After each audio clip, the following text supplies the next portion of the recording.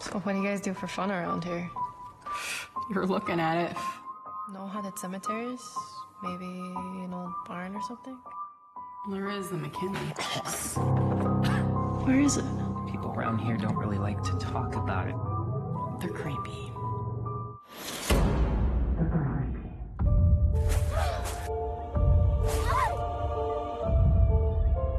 Well, we do have our share of issues out here, Mr. Vanderbilt. But do you know the story about William Tell? You should stay still. Real still.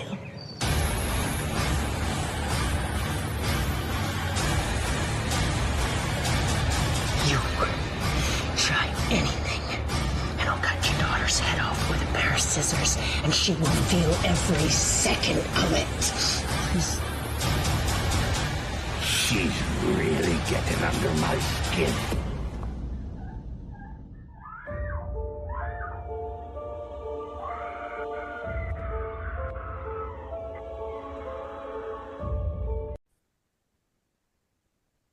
Hey, everybody. Good afternoon, good evening, good morning, maybe from wherever the hell you are might be. I don't even know. Welcome back to another episode of the Witching Hour podcast. I am your host, as always. Unfortunately for you, I am John Roysland. You are stuck with my face yet again, but on the opposite side, I have the handsome face that is right above me that hopefully you guys are recognizing.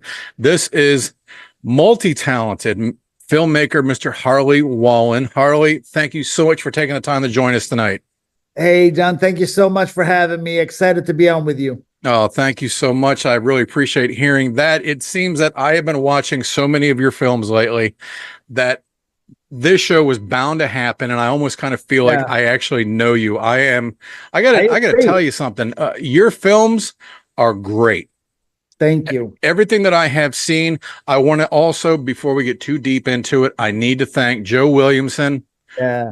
One of your producers. He always gets in touch with me, sends me all of your great work, and I have such a good time watching it. But for what's farther on top of your films, you alone are like a chameleon to me. Oh, you change so drastically from role to role, from pictures online. Sometimes I hardly even know you or recognize you, I should say. Yeah. And it just amazes me. It truly does. Your stories are solid. The production is great. The acting is always well done. It's just such an enjoyment to watch your movies. And I want to thank you for bringing that to me, because no offense, and I thank everybody who takes the time to make a movie, because it's something that I'm not doing. Yep. And I thank them for bringing me their projects. Yep. Some of them are harder to watch. Yeah. Less production, maybe less experience, experience with acting and so forth. And you've got a well-rounded package that you are giving to everyone to enjoy. And first-handed, I want to say thank you for that. Thank you. I really appreciate it. And I want to say thank you, because a lot of people, when they do reviews, I read it and I'm like, it feels like they were scrubbing the film. They don't really know what they're saying. Sure. And then I read something like your thoughts on the film. And even though I don't always know if I did the right thing and you misunderstood it, or whatever happened, we're not always on the exact same page, but I can totally see your point of view. Okay. So I can tell that you've paid very close attention, and that and instead of grading the film based on what you wish it was, you're grading the film for what it is. And I think that's a difficulty for anyone reviewing a film, is to not do the I didn't like the film because there wasn't this and there wasn't that. Well, they didn't want that. So grade it for what it is. Grade it for the film they made. Right. And I'll be honest with you, there's only one film that I have watched that I reviewed that I actually gave a very negative to. And this was to some very well-known filmmakers. So I wasn't trying to blast somebody who's making a film on their own pocket money in their backyard on the weekend with friends and so forth. And I always try to be constructive Yes. good points, bad points. Maybe I didn't appreciate or didn't see. Things might have been confusing, whatever. I don't try to blast anybody because, again, I'm the guy that's just talking about the film. Okay. You're the person who's actually out there putting your blood, sweat, tears, and your heart into the next project. And I appreciate that. And I'm very envious of that. Yeah. I really am. You know, I mean, I will say this. This is the hardest job I've ever had, but it is also my dream job. right. You know what I mean? Like it's both. Sure. No, I've been in one small film, a low budget indie horror film about 5 years ago, and I got the bug and I wanted to do it and I wanted to see my name up on the big lights, and I know it'll never happen. So I still get the thrill of living vicariously through you and everybody else that I talk to that's actually involved in it. Yeah, don't say that though, because I mean, if you look at my journey, it would have been so easy to write me off at any point. I got the bug back in Sweden before I moved, right, on a syndicated TV show that I literally ended up on accident because I was a break dancer. I mean, think about how crazy that is. I was going to mention the dancing. I was. So I get on this thing, and by accident, they asked, because we were already employed, they were already paying for us. It's easier to upgrade us to speaking talent. So when they had a one-liner or whatever, they came and asked us. And then you start hanging out with the actors, and you know this from being a part of a project. When you start digging into what acting actually is, and you start looking at the layers of a character and the level of onion you have to be to play this character and the perspective, it's so incredible that it's impossible not to want to do it if you have that creative side of you where you love walking in other people's shoes. Because I think that's what you do when you're an actor. Sure. You hop out of your own shoes, you hop out of your own perspective, you take all your biases, you throw them away, and then you hop into this other person and take on their stuff. And I'll tell you, you learn more about yourself doing that than anything I've ever done for self-recovery or self-help or management development or whatever it may be in my whole life. But it took me forever after I moved here, because when I moved here, I tried to do the acting thing, and I had some indie work, but it wasn't paying the bills. And then I got about a year of that in, and then I had to go get a real job. And then I spent 20 some years in the corporate world, doing really well. And I had to kind of go, what am I doing? Like, this is not what I moved halfway around the world for a reason, and I'm not even doing it. Right. You could have done this back home with your family. Yes. Right. Well, yeah, exactly. I could have had all the people I love around me and been home, so to speak. So I'm like, if I'm going to come here for this thing, I got to do it. And I told my wife that I feel tugged to do something, because I'd started already acting a little bit independently again. And I said, I just really feel like I can make films, like as a director. And she said, go for it. If you feel called, go for it. And I'm like, wow. So you met her here, right? Yes. Katie.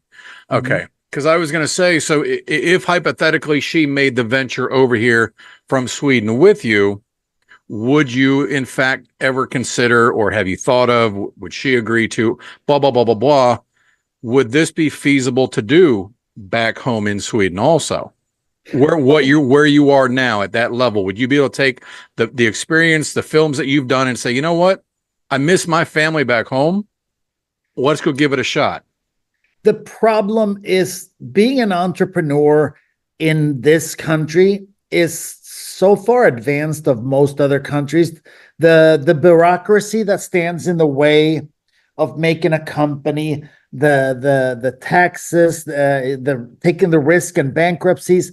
Like, my parents took a chance on owning their own business, and because of zoning stuff, they ended up getting screwed on a deal, and literally are paying still for that mistake. And I know so many people here, they start a business and give it a good shot. It doesn't work. They bankrupt the business, but start one tomorrow. And you can move on. And I know it's bad when they take advantage of it, because that obviously is our tax money that goes to Oh them. yeah. Oh So, yeah. so it's not good when people take advantage of it. But if you can spur entrepreneurship and business to want to do things, I think you'll win in the long run. And I think that's the one thing that I think is connected to that American dream. At least for me, it is. Sure. So I would rather be here and do it. Although I do miss, everything I grew up with, and Of course. family and friends. That's got to be hard. A lot of the things about Sweden that I really appreciate, and now that I don't live there, I can look at that and go, man, like I wish we were better here at learning from other countries on things. Because like when you look at school systems, like why aren't we rated in the top 5? We are the richest country in the history of the world. Like we got to be able to learn from these countries that are passing us up over and over and over again.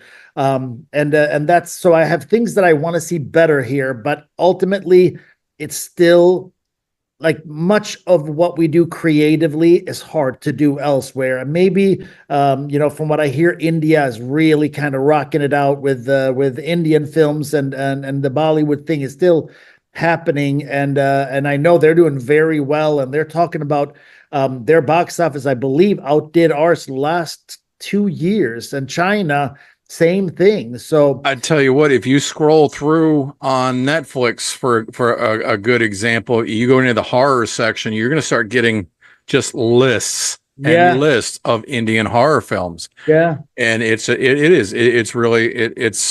amazing how much they're coming through. But no, I definitely agree with you. Horror. Yeah. Yeah, I really do. Yeah. And unfortunately, that's gotta be. I admire that so much for you to pack up the bags. And it's not like you just you can't just get in the car with the kids and say, let's go see grandma and grandpa this weekend and go for a long weekend. That's a major trip you plan and save for. Yeah. To have to go back. That's, so I, my heart goes out to you for that. It really does. But I tell you, you are so multi award winning filmmaker. We've been fortunate on the festival, Mark. I think the one thing I have going for me is I don't do the elbow and the rib cage a lot with my film. And I think where we are is that the studios do a lot of clean production, but they do reboots and this and that. Like there's very little original thought. I love what A24 is doing. I love what Neon is doing. There's a lot of things that I think are going in the right direction, but they're not daring. Like when you look at what they did with Queen and the music back in the day, where they came with this 7-minute song, and that's opera, and they said, let's give it a go, right? Because they wanted to see if it would go well or not. Right now, it's been the cheapest time ever to make film as art, and they don't dare to take any chances. It's all counted down to the minimum, and essentially, is this going to be worth it? But the problem is you can't innovate effectively that way, because it's already all these groups say this and that, and by the time you're making the movie, the passion is gone out of it, because it's no longer what you wanted it to be, but you've conceded 50 different things, and where's the vision? So one of the things that I love to do, as you probably can already tell, is gore to me is not a major factor to make a horror or a thriller. Right. To me, if I care about the character on screen and they're in a scary situation, I'll feel scared for them. Yep. That's how it works for me. And everybody else, they're trying to confuse horror with disgust. And so many people are trying to outdo each other with shock values. Yeah. Yes. No, yes. I completely agree. And sometimes it's fun to see something like that. Yes. Depending on the film, there are those extreme horror films where you question reality of me even watching this. Was this actually a snuff film, or was this actually a movie? Some people go so far away with it. No, you do. You deliver a good suspense horror where it is portrayed to you through its acting, through the writing. Yeah. And I appreciate that. Storytelling and characters are my vehicle. And then I try to tell the story as cohesively as I can. I have my one problem is I want to make, Inception or like I want to make a very complicated story often. And it's hard to keep all those moving pieces in place so that it actually wraps up that way when you have that many things juggling on a small indie project where I wear 20 hats to make the film can be tricky. And I've learned now over the years to bring stories down a little bit. If you watch some of my early work, we had a cast of 45 people with 18 supporting and main actors. That's too much for an indie film. You can't do that. And that's what I was going to ask you is, you've learned how to tone things down. Being an indie film, even though I know you do have Painted Creek Productions is yours. And a lot of the films that I've seen of yours lately are also in conjunction with Sama, yeah. Right. And possibly one or two others here or there. But let's say one morning you wake up and your mind is blown. You had a dream and it's writing like nothing else before. You get it finished. And all of a sudden you look at it and say, this is a Steven Spielberg budget film. This is going to be huge. Oh shit. I only have X amount of dollars to work with. Scrap that. I mean, nope. You put it aside for a later day. I have two of those. Okay. I look forward to that. I really do. That would probably be between 5 and 20 million to do right. And they're sitting aside for when I have those meetings. I've had meetings that are potentially in the process of getting there. Not quite there yet. Okay, that's awesome. Hey, man, you're moving forward every day. Yeah. That's great news. I love hearing that. So explain to me how you went from judo to MMA, which I actually did see one of your videos online. Oh, cool. To dancing, to acting, to now being an all-around filmmaker. How did this progression start? Well, I've always been artistic. I mean, when I was, 14, I wrote a limerick for I won a big contract. I won a Harley Davidson. I've been pretty fortunate that my creative side has done well, but I started judo when I was probably 2 months before my 8th birthday. And that was kind of like my first love. I tried a bunch of different sports. And the funny thing is, I wasn't even particularly good when I first started, but I liked the camaraderie, and I, for some reason, liked in a martial art like judo. I can't lose because of a crappy team member, and I can't win because I have a star on my team and I am a liability. So I like the fact that on a one-on-one sport, it's on me, and I also think that toughens you up. In the world, because you can't really blame other people. It's you. Nope. It's you out there. You win, you won. I mean, you have a teammate, you have coaches, but you won. Right. You lose, you lost. So you can't run from it. And I like that. I like that it is what it is. Growing up with that, a bunch of my friends really started getting into breakdancing when it first came over. And they were practicing at my judo club. When we cleared the judo mats, they came in to do that.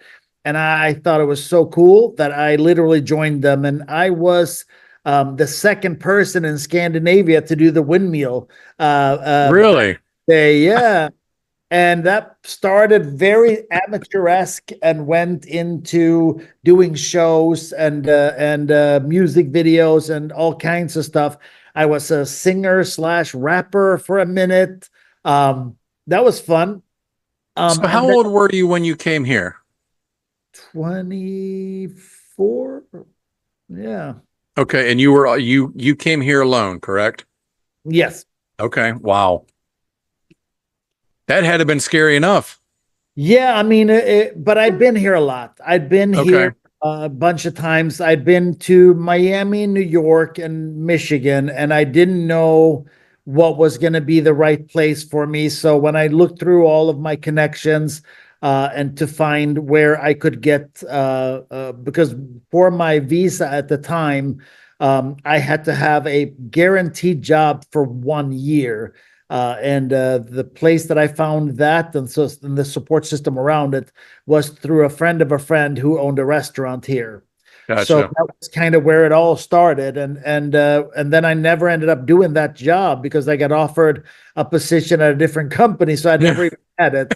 But you had to have that on the books. You had to have, I don't remember if it was $20,000. You have to go through a physical, a psychological test. You have to do a background check. Wow. I did 2 interviews. I mean, it's for all the people that say, well, they should get in here legally. It is really, really, really hard to get in here legally. I guess I figured they got enough crazy people here as it is. They're going to put psyche valves on everybody else that's coming over new now. Yes. Oh, wow. That's I never knew that.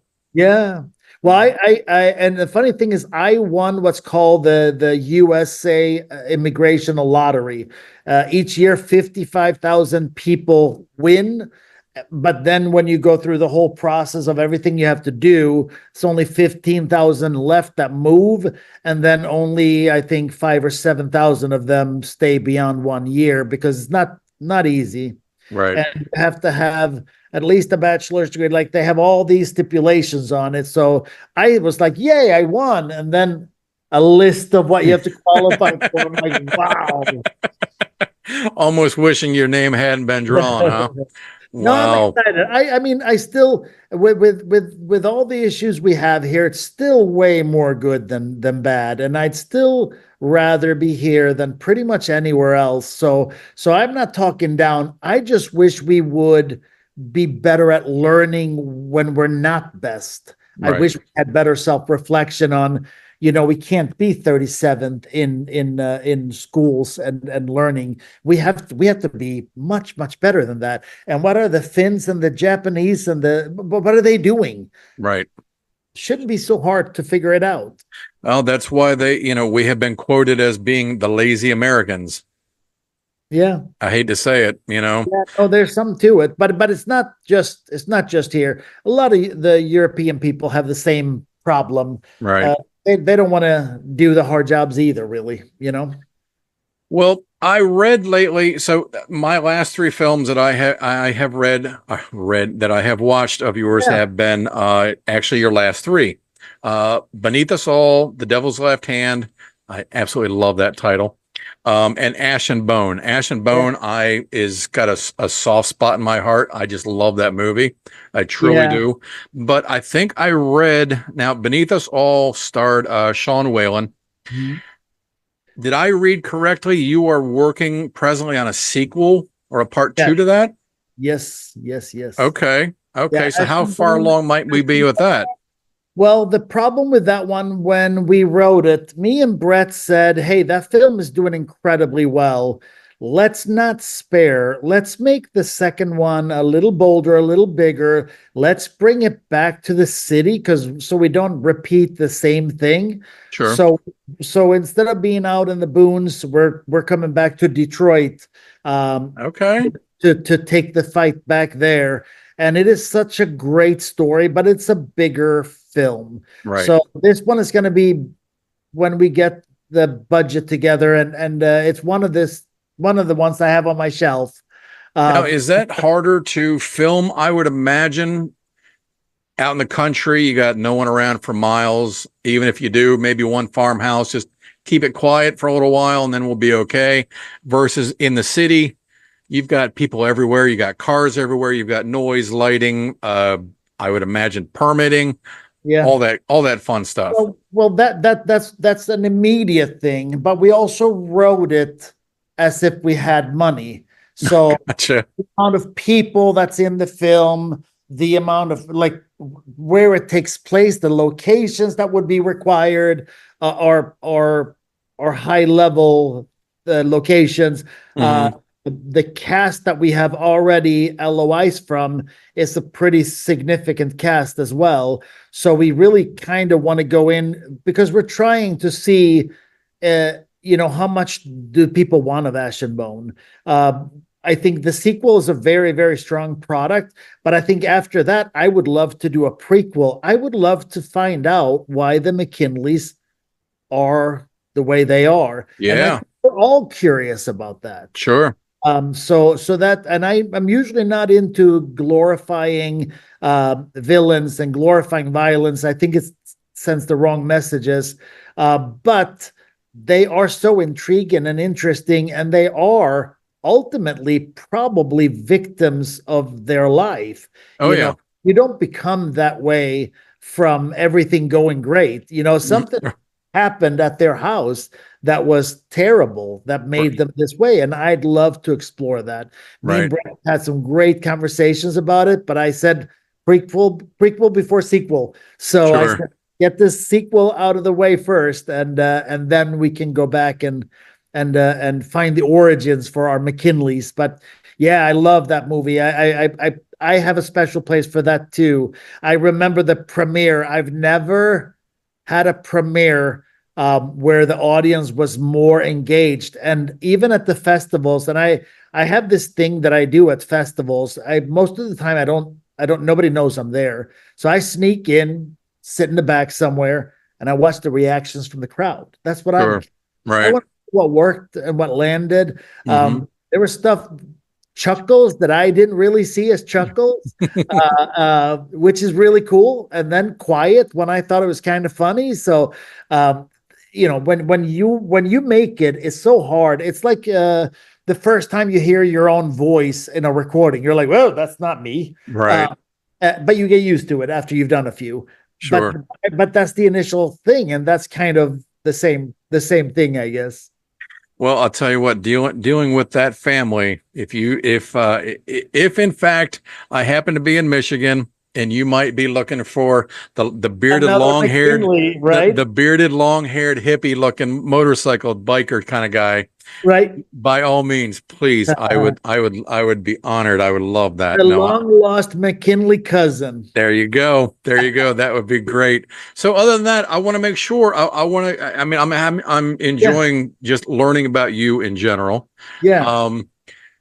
I want to know, I want everybody out there who watches this to know what else we can expect. Obviously, your co-star is your wife, Katie. Beautiful and brilliant actress. And I just, I want to be able to make sure that you have the proper timing. Because I did just get a pop-up from Zoom. Unfortunately, we are starting to run low on time here. I'm sorry. Did you want to restart, or do you want to try to wrap it up? Let me see. They used to give me a clock. Do you have did they put a timer anywhere up on your screen? The time left 9 minutes and 31 seconds. Perfect. If you would do me a personal favor, I don't know why that's not reversed on my screen. But if you let me know when we maybe get down to a minute or two, then we should be perfect. Yeah. No, I want to make sure that you have time for everybody out there watching to know what they can expect. With future projects and so forth. But my question to you is, working all day with your better half, coming home, living with your better half. You guys ever bumped heads? You had a bad day at the office, so to speak, working together? Not really. We don't do that. But just like anyone else, here's the thing. We're best friends, like literally best friends. So it's things don't really get out of hand when you're best friends. Every now and then, I am too focused. I'm the person, like I was on the Swedish national team in 2 different martial arts. So I can really dedicate myself and I can really focus. And sometimes when I do that, I lose stuff on the sides. Right. She has to bring me back. She is the barn doors wide open, and sometimes I have to bring her in. So we are pretty aware of ourselves. We communicate really effectively. I think we complement each other. I think, all those things that you should be as a couple, we are, instead of being too alike where it doesn't work because you need somebody else to do some things that you're not good at, Sure. and having somebody that's like you're alike enough to work together, but unlike enough that it's fun and different. And I'll do things that she doesn't like, and she'll do the stuff I don't like, which we talked about that all the time. We buy Starburst. I love the yellow and orange. Right. He loves the pink and red. That is ultimately how we live. Right. That's us. Life is like a box of Starburst now. Okay. Right. But back to the whole working together, it's been really amazing to see, because when we started this, her sister has, I believe, 5 primetime Emmys. Like she's a legit filmmaker. She just did a bunch of episodes for Murder in the Heartland. And she's fantastic. She had a film about the homelessness on Skid Row at Bourbon Ale, and she's done Migrant Kitchen down in LA and all these cool things. So Katie was already really involved with acting. And then when her sister moved to LA, there wasn't a whole lot to do. So she started modeling. And then when we met, it was kind of like it fell back in her lap and she could get back to acting and everything. But she was just an actress. And you look at how far she's come. She's the main nuts and bolts producer on all of our films now. She is the casting director on all of our films now. Wow. So far beyond just getting on screen and playing roles. But she still talks to her acting coach on a regular basis and preps and does all the work for her roles, but doing so much more beyond that. We did a big film called Finding Nicole. That's a true story based on a pretty wild domestic violence case here in Michigan. It was on Inside Evil with Chris Cuomo, and she plays Nicole, and Nicole is there on set every day. Like, wow, nerve-wracking. yeah.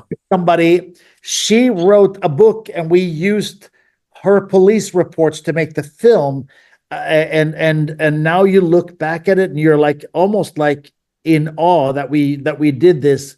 But she produced that while being in like 95% of the scenes of the film. It's just really, really come such a long way. And that should be coming out either November or December this year. We also made a holiday horror movie called Final Recovery. Okay. And we are getting news any day now of when that release will be, but it is a Christmas movie. So my guess would be that we're probably going to be out during the Christmas season.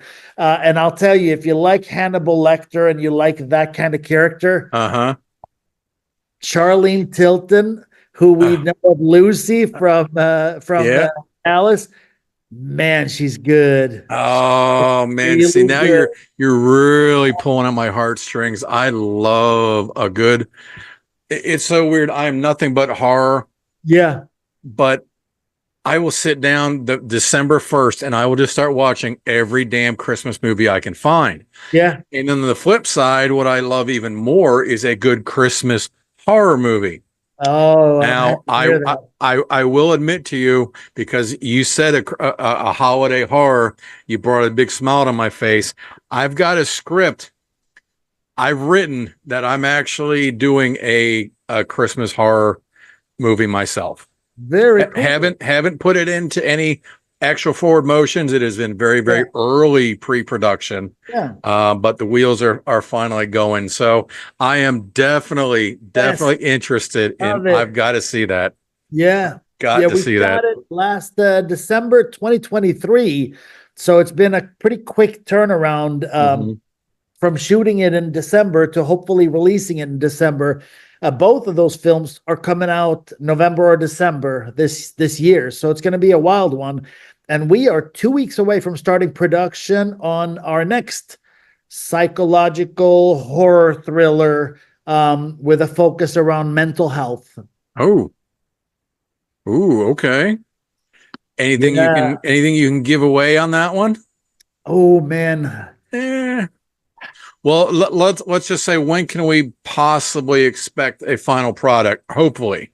So shooting it in the last week of September and the month of October. Then we go into editing. That takes about 3 months for an edit to go to picture lock. So say we're at the end of February, and then we'll go 2 months for sound, score, and a color grade. So we'll have a finished product at the end of April or in May. And then we'll start the festival circuit and see what we have for distribution. We have a sales agent that has been very much chasing having the opportunity to sell it. So I have a feeling I'm going to give him a go, because he really believes in the script, and I think it's the best script I've ever written. So wow, excited about this one. So between, Painted Creek Productions, you and the missus, man, you guys are nonstop. Yeah, I mean, we try to be. And on top of nonstop, you each wear so many different hats. Yeah. I mean, wow. Katie did the breakdown. We did the casting Saturday. And now we're doing the shooting schedule. We're literally in the process of making. We did some of it yesterday. We're doing some of it today. And then we literally go into production on September 28th. We start shooting. So, yeah, it's right around the corner. Wow. That's incredible. Congratulations, man. I'm so glad to hear that things are going positively and moving forward for you guys. Yeah. Especially being a fan, I love hearing that there is something. Let's all go to the lobby. Let's all go to the lobby. Let's all go to the lobby to get ourselves a treat. Delicious things to eat. The popcorn can't be beat. Yeah. Hey, boys and girls, welcome back to the show, Witching Hour podcast. With us, Mr. Harley Wallen from Michigan and Painted Creek Productions, filmmaker, actor. The man has a million different hats that he wears. Harley, thank you again for continuing with the show and staying with us this evening. It's been an absolute pleasure to finally meet the chameleon that I've been watching in all these different movies. Thank you. Thank you so much for that. Thank you for all the movies that you've been giving to us. We were talking briefly about, balancing basically between work and family and all of the different roles, dealing with the productions that not only you as the filmmaker, your lovely wife, Katie, is also producing, as well as talent scouting and acting, and the two of you are just an incredible team together. You are both very fortunate to be able to mesh that well together. Yes. So I congratulate you on that. Having a working relationship, it's got to be a tough one. Yeah, no, it's really good for us. But I do want to say, even though Katie and I do a lot, I will say we have a really strong team around us. So when you see Sama Productions pop up on the screen, that is Annette and Angelina and Lexi Sama, which is a family that has been super close with us for many years now. And my wife and Angelina had the same acting coach, also as Kellen Koenig, who was daughter of Nancy Oswine for some of the films we did. If you watched The Devil's Left Hand, of course. They were a co-production with us there, also a very close family to us. And now we have also added to the team Jeff Berry, who does locations and produces with us. And he was the UPM on the last film we did, The Final Recovery, and did a fantastic job. And his assistant UPM, Leslie, is also a part of the team now. So we've grown a little bit. And that's just what's so nice is we can grow nice and slow, and we can take off a couple of hats and take off a couple of hats. Start handing them out to people. Joe Williamson, who you mentioned to start this, he's one of the most amazing guys out there. We met. He watched me from afar. He's very attentive. He pays very good attention to the little things. And he sent me a message, and we started talking right when I was still kind of making short films, and we were dabbling, talking about making our first feature. And he's been such an incredible person to have a part of the team. He's another chameleon who's he's my manager. He is my publicist. I did not realize that. Yeah, he's a producer with us. Sure. So he wears many hats as well. We've had some incredible LA premieres, and that's all him. Wow. Not because of me. It's Joe. We've had incredible guests that have literally came, in to participate and hang out with us, all because of his word and how he is respected in the industry, especially in LA. And he's really the reason that Jasper Cole and his team connected up with me for Final Recovery, the horror holiday film that we made. Right. So yeah, Joe is a treasure, and I am so blessed to have him. He's a fantastic guy, and he's one of them guys who's a silent observer. He doesn't talk a ton, but when he talks, he's got something to say. Right. Well, hey, that's good to have in your corner. And Joe, congratulations on all that. He and I have been building. I usually hear from him. Yeah. Usually like once a week, maybe every 10 days, he'll shoot me a quick email or message me on social media. Joe, thank you for everything. And you also mentioned the I'm trying to pronounce it correctly. Sama. Thank you. The Sama family, Sama Productions. Mm-hmm. All of your films, they have been associated with, and I have butchered it. And I do hope that they do watch the show. I want to personally apologize. I have been calling it, I think it's CAMA.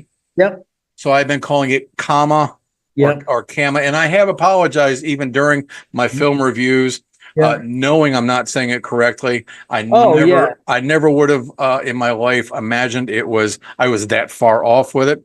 But to the Sama family and production company, my apologies, and also congratulations on some great films that you've been involved with. Yeah, and that's another treasure that we've been working with for quite a while, and who's just been so fantastic to work with. When you look at Beneath Us All, we shot that film. We dug a hole in her property out where her husband hunts. We were out there doing all of this stuff. In her woods by her husband's hunting stuff. And I mean, I just think about how cool that is to just say, yep, let's do it. Because let's do it. Right. Movie. So I'm excited to hear that. Always good to have those good people on your corner and know those kind of people to begin with. And it doesn't hurt that Angelina is a fantastic actress. I mean, in Ash and Bone, I wanted a lead that was both antagonist and protagonist to some degree. Mm-hmm. I wanted her to rub people the wrong way. And everybody says, oh, you can't do that. She's the lead. And I'm like, yeah, you can. Yep.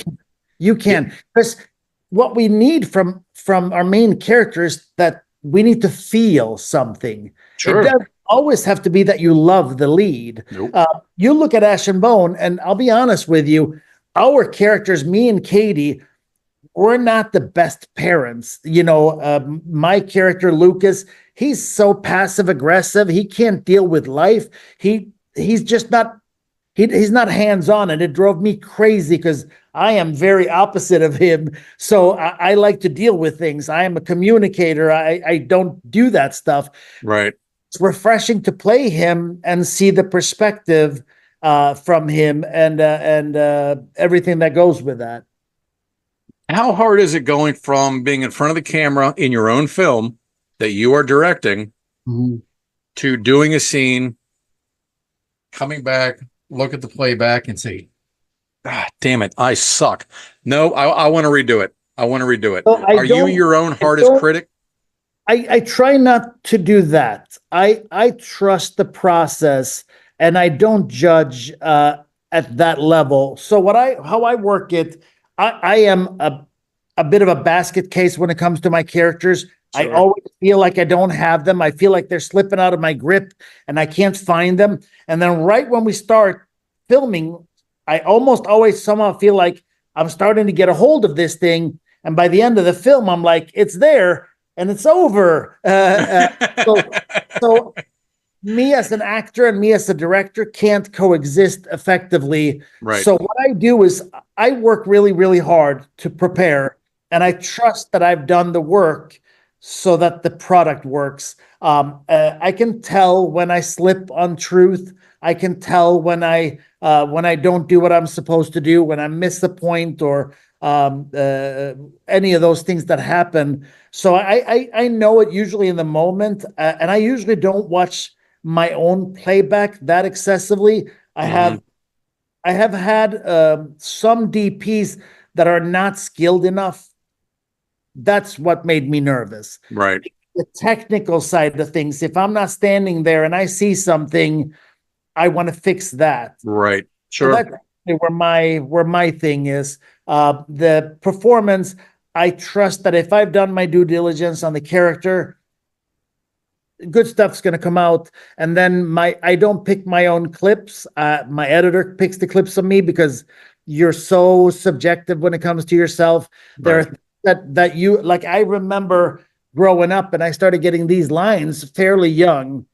And at the time I was a martial artist, I was modeling and like, you know, I wanted to be cool and I wanted women to adore me. So it was like not the right time for me to develop these things, that I started getting crow's feet a little bit up my eyes. And I'm like, oh my God, I'm aging. I don't like this.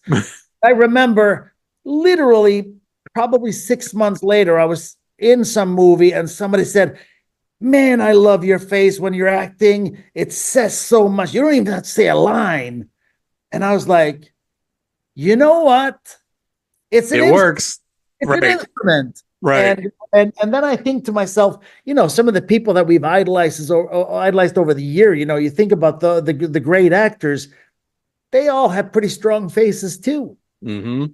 A lot of character, and I have these because I smiled so damn much, and that's a problem to have. You got them too. You smiled a lot too in your life. I definitely got the cherub thing going on. I know my wife has told me that all of our relationship. When we first met, this was all black. I mentioned I blame her for all of the white and silver. Had a little goatee. I like it. Definitely always had the cherub cheeks. So yeah, I'm definitely cursed with that. Yeah, but it's not a curse. I'd rather have it here than up here and be frowning all the time. Yeah. So I agree with you. Father to father, husband to husband. I agree with that 200%. It is a good thing to be smiling. It definitely is. Mr. Harley Wallen, I want to thank you so much for taking the time. I really, really have learned a lot, not only about you, but actually about the movie process itself through you tonight. So I'm walking away learning a lot. I'm gonna get this posted. It has been a pleasure talking to you. I'm sorry I didn't get to say hello to the missus. Please send her and the family my best. I definitely look forward to hopefully seeing and talking to you and possibly the two of you again soon. Yes, and when Final Recovery, since we're in the horror, we definitely should have a chat because I'm really, really proud of what we did with that one. And I should say this because when that one comes out, people are going to say, I thought you said you didn't like gore. That's not what I said. Right. I don't like gore as a crutch. Right. You said you don't need to have it. Yes. We are definitely bloodier and messier in Final Recovery, but it is because the film called for it. Right. And if it's a winter film, I'm going to assume there is snow on the ground. There is snow on the ground. And what better thing to see than splatters of red on pure white driven snow? That would always be a nice thing, right? Yes, I think so. Harley, thank you so much for your time this evening. It has been a pleasure getting to talk to you. We will definitely talk again soon. Joe Williams, thank you for the introduction. It means the world to me. Boys and girls, the Witching Hour podcast, please hit the little subscribe button down below. Look for me on your Roku channel.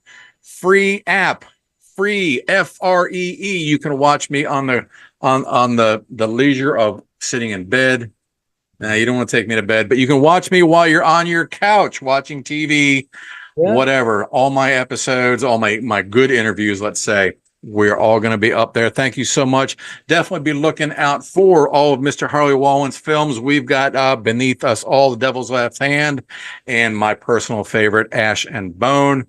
Find them all. Definitely look out for this man in the future. And as always, I appreciate your time. You guys keep it evil. Harley, I will talk with you again soon, my friend.